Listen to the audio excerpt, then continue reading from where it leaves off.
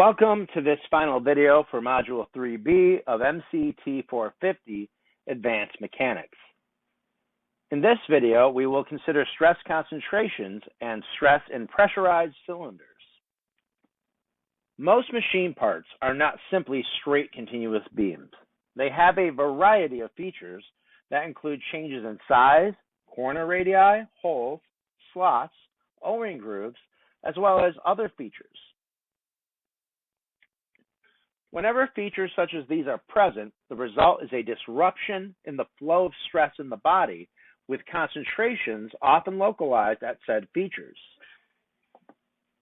The figures shown are based on finite element modeling and show stress flows in a machine member. Note how the stresses tend to concentrate around notches, fillets, and other changes in geometry. Through empirical methods, we have been able to associate stress concentration factors with various types of part geometries.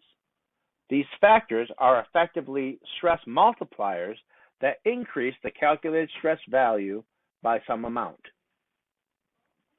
Our textbook contains several stress concentration factor tables. This is an example of one of them. This table is for a cylindrical shaft that experiences a change in diameter from a larger one, denoted by capital D, to a smaller one, denoted by lowercase d. Note, too, that the corner radius is also a factor. To use this chart, you take the ratio of the larger diameter to the smaller one, and then find the curve that is closest to that ratio. Then find the ratio of the corner radius to the small diameter. Find the line down here that crosses the curve. Then read the K factor off the left-hand side. There is also a method to just simply calculate this factor without using the chart. Similar to the previous chart, this one applies to a set diameter with a cross hole through the longitudinal axis. For this one, we use the ratio of the hole diameter to the shaft diameter and match it to the stress concentration factor along the curve provided. Here is an example of using these charts. For this one, we have a larger diameter of 2 inches and a smaller one of 1.25 inches. Our corner radius is 0.06 inches. The unmodified bending stress in the smaller diameter is found to be 14,602 psi. The D over D ratio is 1.6, and the R over D ratio is 0.048. So we locate our closest curve, which is about 1.5, and we draw a vertical line at the radius ratio. Then we move over to the left and note what our stress concentration factor is, which in this case is about 2.1. Finally, we multiply the unmodified stress value by 2.1 and get a final stress value of 30,665 psi. This would be the stress to use for our applied stress and for any factor of safety calculations. Finally, we turn our attention to thin and thick-walled cylinders with internal pressure. In general, pressurized cylinders have 3 stress components.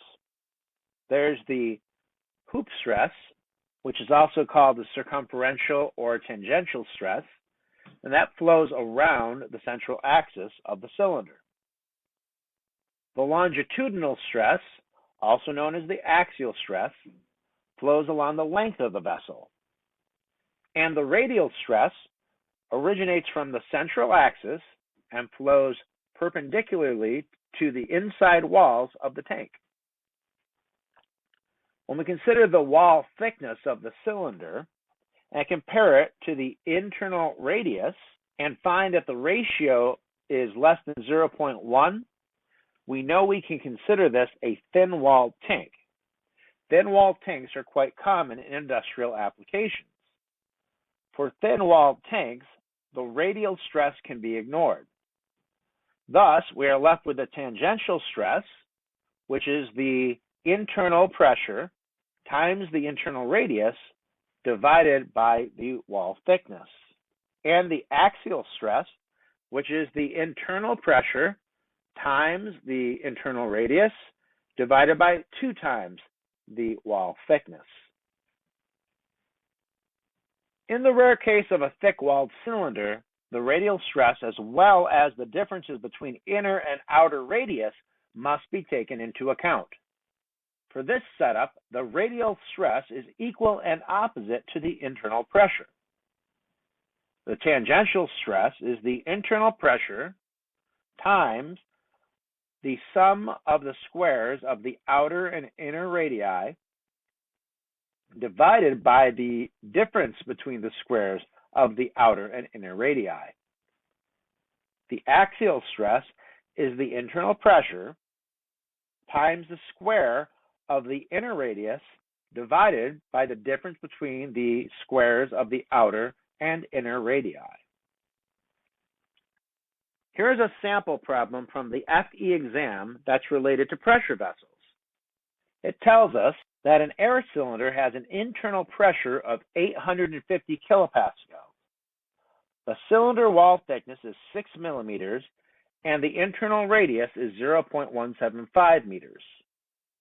We are asked to find the tangential stress, also known as the hoop stress. First, we need to determine if this is a thick-walled or thin-walled cylinder. For that, we take the ratio of the wall thickness to the internal radius.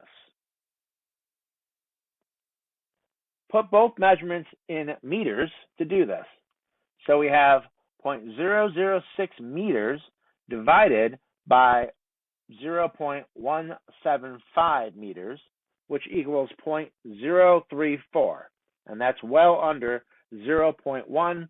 Therefore, this can be treated as a thin-walled cylinder. The formula for tangential stress in a thin-walled cylinder is the internal pressure times the internal radius divided by the wall thickness. Keeping track of units, we find that this results in a tangential stress of about 2.5 times 10 to the 7th pascals. Thank you for watching. That's it for this video.